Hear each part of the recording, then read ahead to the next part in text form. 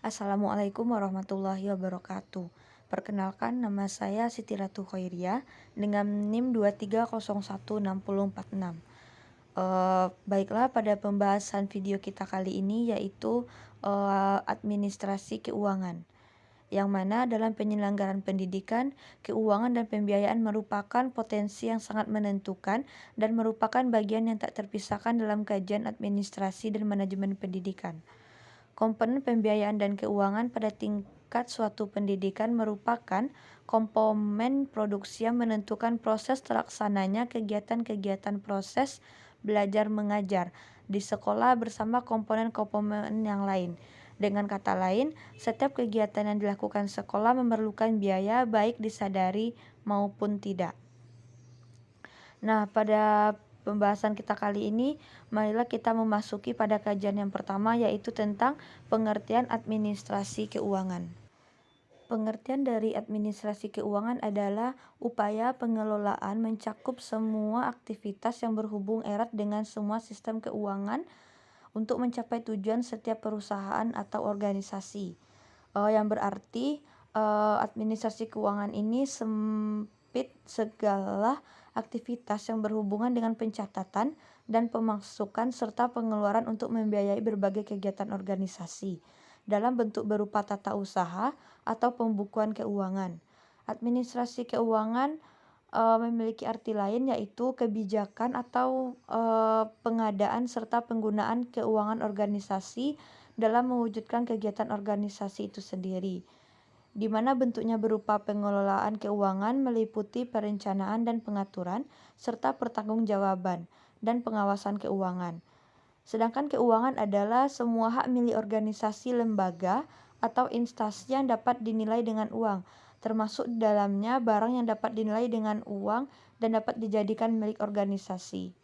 Sedangkan uang adalah alat pembayaran bagi negara. Selanjutnya adapun proses administrasi keuangan. Yang pertama itu adanya penyusunan RPS. RPS terdiri atas rencana strategis atau Renstra dan rencana operasional atau Renop sesuai dengan PP nomor 19 tahun 2005 tentang Standar Nasional Pendidikan. Pada pasal 53 ayat 1 disebutkan bahwa setiap satuan pendidikan dikelola atas dasar rencana kerja tahunan yang merupakan penjabaran rinci dari rencana kerja jangka menengah satuan pendidikan yang meliputi masa 4 tahun. Atau rencana kerja tahunan ini dikategorikan sebagai rencana operasional, sedangkan rencana kerja jangka menengah berkategori rencana strategis. Nah, program sekolah baik jangka panjang, menengah, pendek disusun dengan tujuan yang pertama itu agar menjaminnya tujuan sekolah yang telah ditetapkan dapat dicapai dengan tingkat kepastian yang tinggi dan risiko yang kecil. Yang kedua yaitu mendukung koordinasi antar stakeholder sekolah. Yang ketiga, menjamin terciptanya integrasi, sinkronisasi dari sinergi baik antara pelaku sekolah, antar sekolah, dan pembina pendidikan, dan antar waktu. Yang keempat yaitu menjamin keterkaitan dan konsistensi antara perencanaan, penganggaran, pelaksanaan, dan pengawasan. Yang kelima yaitu mengoptimalkan partisipasi warga sekolah dan masyarakat. Yang keenam, menjamin tercapainya penggunaan sumber daya secara efisien, efektif, berkeadilan, dan berkelanjutan. Dan yang terakhir yaitu sebagai dasar ketika melaksanakan monitoring dan evaluasi pada akhir program dari penyusunan RPS tersebut. Yang kedua yaitu adanya penyusunan RKAS. RKAS merupakan rencana biaya dan pendanaan program atau kegiatan secara rinci untuk 1 tahun anggaran. RKAS adalah dukungan anggaran terhadap komite sekolah, masyarakat, serta guru-guru. Merupakan laporan mengenai kondisi sekolah. Itu menurut Robert dalam Nur Hazirah 2013 halaman 185.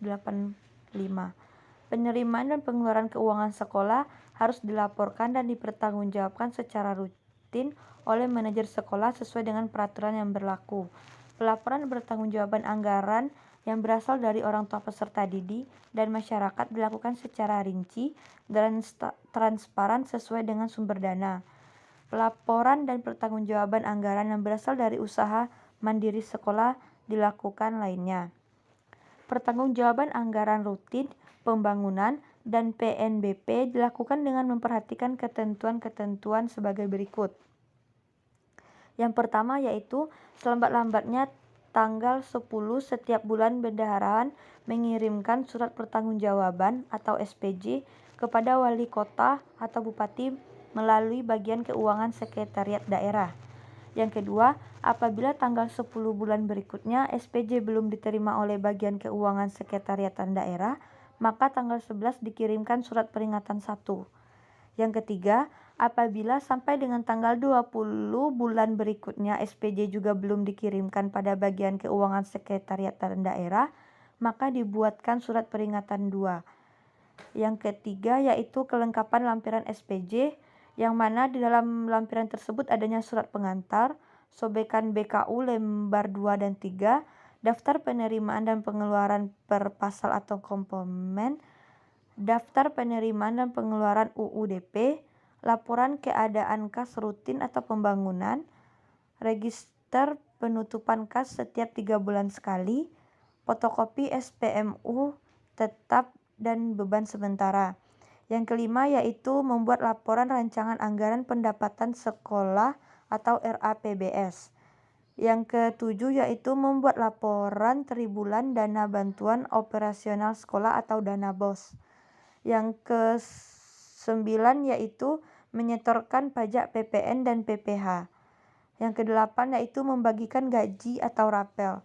Dan yang terakhir yaitu menyimpan dan membuat arsip tentang peraturan keuangan sekolah.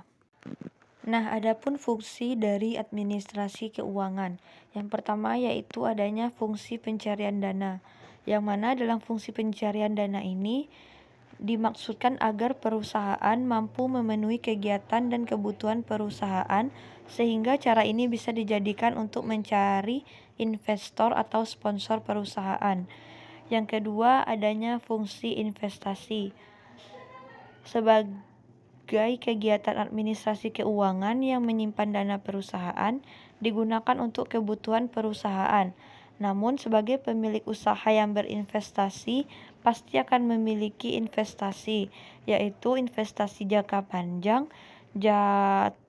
tanah, gedung, alat mesin produksi, kas, kendaraan, dan sebagainya. Selain itu, investasi jangka pendek misalnya utang, piutang, kas, persediaan, dan sebagainya.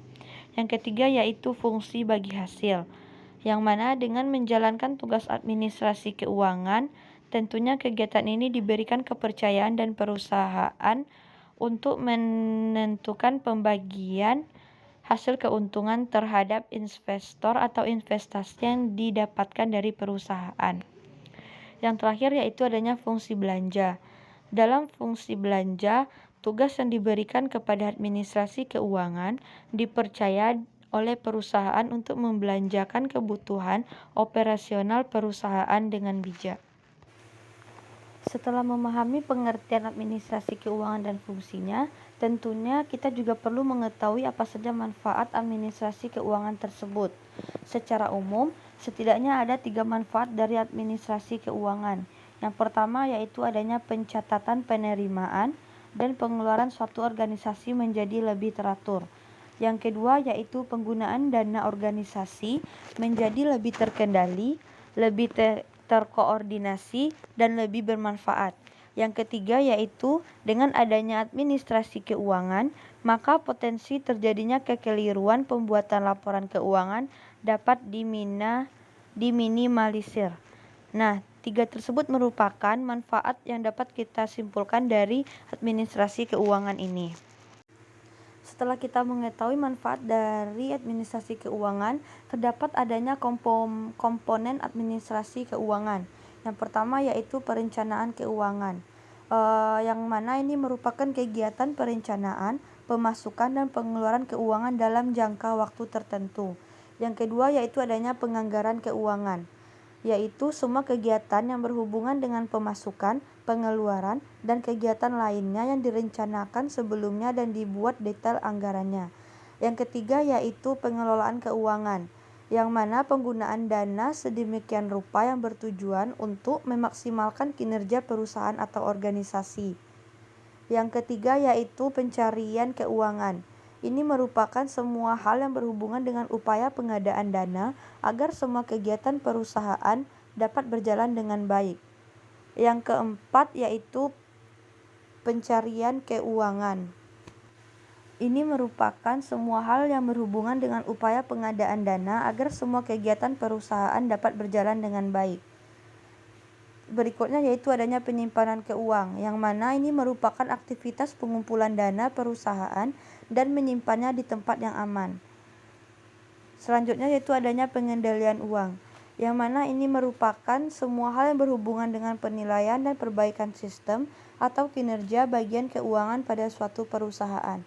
Yang terakhir yaitu adanya pemeriksaan keuangan, yang mana ini merupakan hal-hal yang berkaitan dengan audit internal terhadap kegiatan keuangan perusahaan sebagai upaya pencegahan terjadinya penyimpangan. Nah, itu merupakan komponen dari administrasi keuangan. Baiklah, sampai di sini dulu pertemuan kita pada hari ini. Dapat kita simpulkan bahwa administrasi keuangan adalah proses pengelolaan yang melibatkan semua kegiatan yang berhubungan dengan keuangan, pembuatan laporan keuangan, dan pencapaian tujuan untuk kepentingan bersama. Agar sistem keuangan bisa teratur, maka diperlukan budget atau anggaran. Budget ini berisi tentang berbagai anggaran-anggaran pemasukan, dana maupun pengeluaran dana.